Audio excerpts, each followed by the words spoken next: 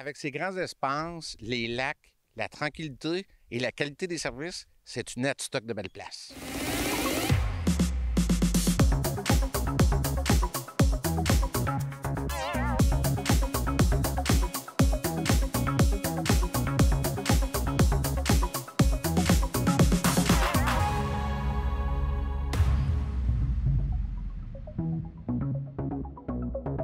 Bonjour, bienvenue à l'émission Une Adstock de belle place. Aujourd'hui, nous consacrons l'émission aux lacs présents sur le territoire d'Adstock.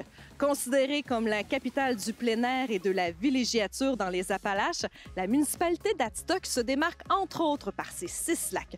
Ceux-ci jouent un rôle crucial dans la communauté puisqu'en saison estivale, c'est plus de 1500 villégiateurs qui s'installent chez nous.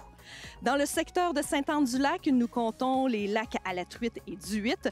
Dans le secteur de Saint-Méthode, le lac Jolicoeur. Et dans le secteur de Saint-Daniel, le grand lac Saint-François. Pour leur part, les lacs Rochu et Bolduc sont situés entre Saint-Daniel et Saint-Méthode. Pour ce qui est du lac Rochu, ce dernier est constitué d'une dizaine d'habitations. Bien que ce plan d'eau soit vieillissant, les riverains accordent une importance à sa conservation en le protégeant, entre autres, de l'érosion. Ce lac ne contient pas d'algues bleues et son eau est d'une excellente qualité. Côté vie aquatique, les barbottes et les perches chaudes y ont trouvé dans ce lac un véritable terrain de jeu au plus grand bonheur des pêcheurs. Bref, il s'agit d'un petit coin de paradis pour les résidents, mais également pour les saisonniers. Concernant les autres lacs, chacun a ses propres caractéristiques et ses défis. Des défis qui demandent parfois l'expertise de spécialistes. Chaque association riveraine travaille d'arrache-pied afin de sauvegarder son plan d'eau. De nombreuses heures de bénévolat y sont consacrées. Dans le prochain reportage, vous serez en mesure de constater la situation de nos lacs et les différentes mesures entreprises par les associations riveraines pour conserver ces milieux de vie qui définissent tellement bien la municipalité d'Adstock.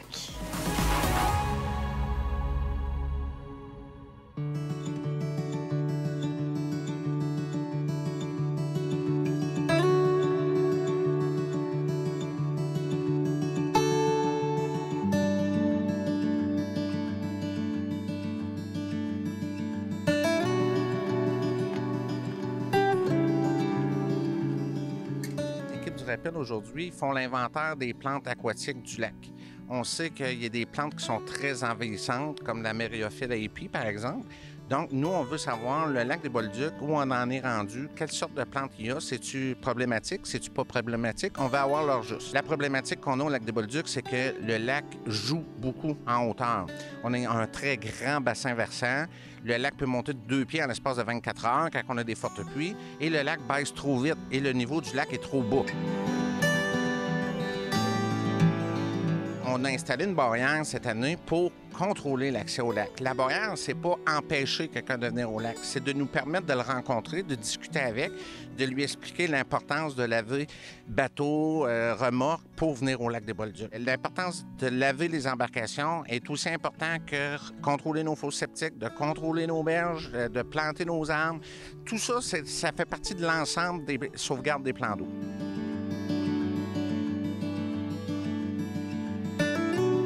Nos riverains sont exceptionnels.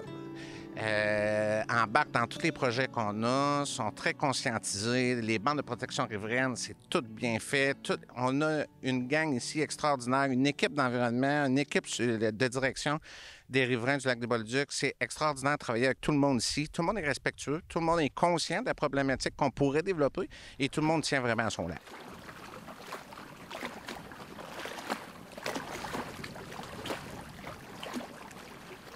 On a la Myriophylle api que des bateaux nous ont amenés, qui sont venus d'ailleurs.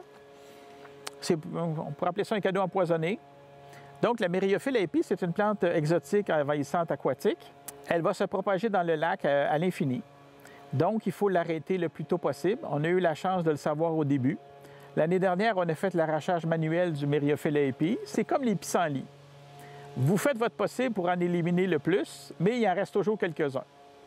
Donc, on doit poursuivre cette action-là parce que sinon, la myriophylle va envahir le lac.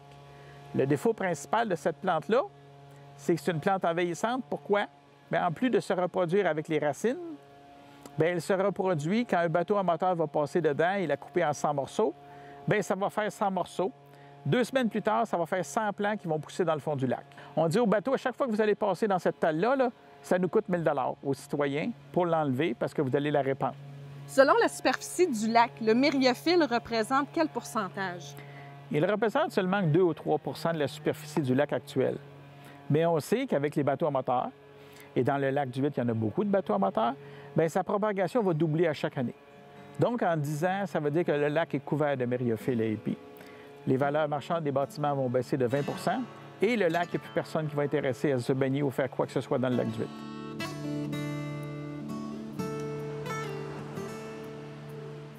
On a installé une station de lavage au centre des loisirs que les bénévoles ont construit. On a une barrière ici. On a acheté la descente de bateau pour avoir un contrôle et vendre des clés pour les gens qui veulent descendre leur bateau. On a installé des bouées pour diminuer la circulation des gens, des grandes bouées blanches, qui sont des bouées normées par le ministère des Transports pour que les gens aillent moins vite sur le bord de l'eau. Donc, s'ils vont moins vite puis ils vont pas, ils ne couperont pas la myriophylle en morceaux. Puis l'endroit au centre du lac où il y a la myriophylle AAP, bien, on a installé des bouées puis on a mis une grande plateforme avec un texte pour dire aux gens de ne pas aller là.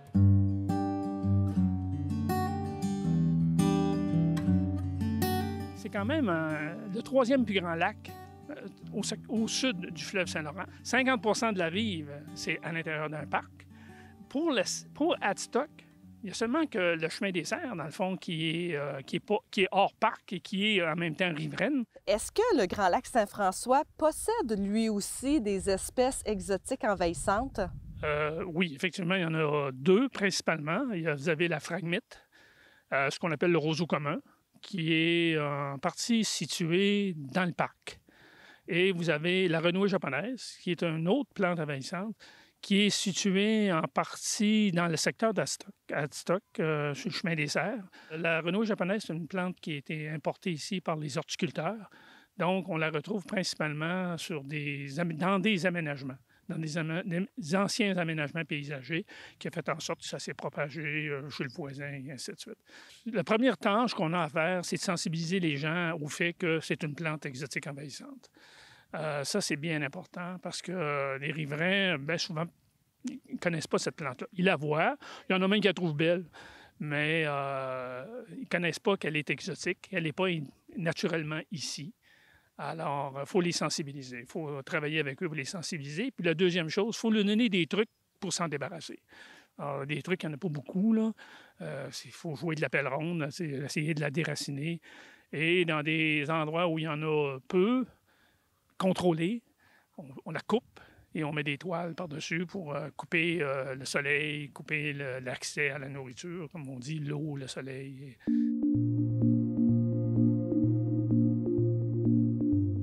Son plus grand défi actuellement, c'est en fait de contrer l'arrivée de sédiments dans le lac. Dans les années 60, on a eu... la ville de Thetford a commencé à puiser son eau potable dans le lac à la truite. Et il y avait un canal qui était déjà existant, mais qui amenait des sédiments. Alors, il y a eu un autre canal qui a été construit. Et ce canal-là, pour nous, pose problème. On en parle depuis au moins une quinzaine d'années. On a essayé de mettre en place des mesures, mais qui n'ont pas vraiment réussi. Et depuis 2017, la Ville ne puise plus son eau ici. Alors, en 2017, Rappel, qui est un organisme environnemental, nous a fait une analyse et nous a dit, en fait, la solution optimale et la moins coûteuse, qui est vraiment pas coûteuse, c'est de remettre le canal de déviation dans son lit original. Alors, actuellement, parce qu'on dit qu'actuellement, il y aurait l'équivalent de 400 camions de 10 roues de sédiments qui sont arrivés dans la baie au bout du canal. Alors, c'est un delta important de sédiments qui a un impact sur tout le lac. Alors ça, en fait, c'est une urgence environnementale pour nous et on travaille très fort. Et ce qu'on fait actuellement, l'association, c'est de négocier avec la Ville de Thetford pour qu'elle corrige cette situation-là. On a mis en place un code de bons citoyens là, au niveau justement de l'environnement du lac, comment on circule. On a mis des bouées, on a fait de l'enrochement de fossés pour faire en sorte que tous ces sédiments-là, parce qu'on est derrière une montagne, alors ça coule, alors il faut que l'environnement naturel bloque tout cet apport de sédiments.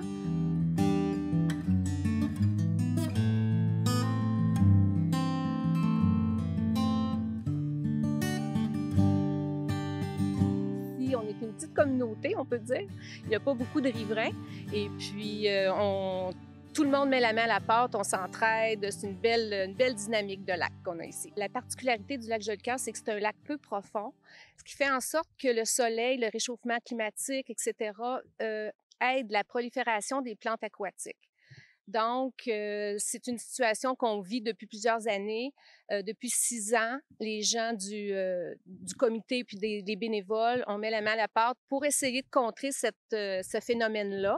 Et puis, on a des très beaux résultats aujourd'hui. On voit un très beau résultat. On a des photos avant-après. Puis, le plan d'eau s'est beaucoup amélioré. La surface navigable est plus grande. Les gens profitent de l'eau, la baignade. Donc, on est sur la bonne voie. On a eu une autorisation du ministère de l'Environnement pour contrôler. En fait, c'est de couper les nénuphars pour les affaiblir, pour qu'ils arrêtent de se propager.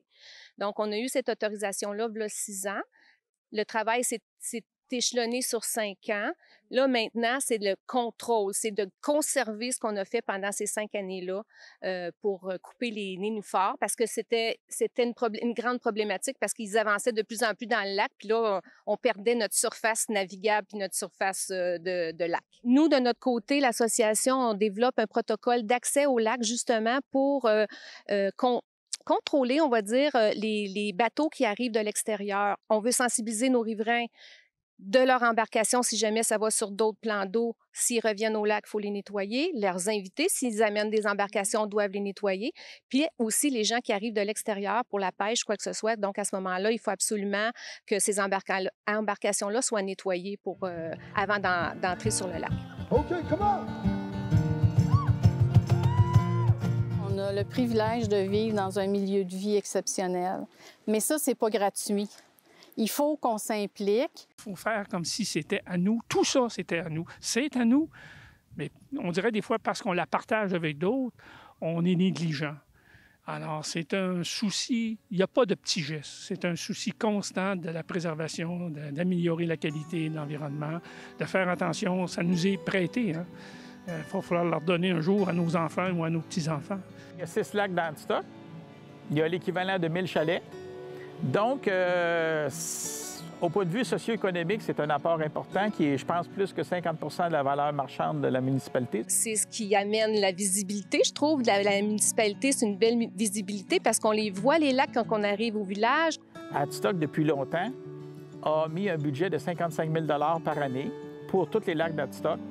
Et ce que peu de municipalités au Québec ont fait, ça doit se compter sur une seule main. Moi, je tiens à remercier vraiment les propriétaires puis Adstock. C'est extraordinaire la collaboration qu'on a, puis la façon de vivre ensemble, le respect. C'est la meilleure place en ville.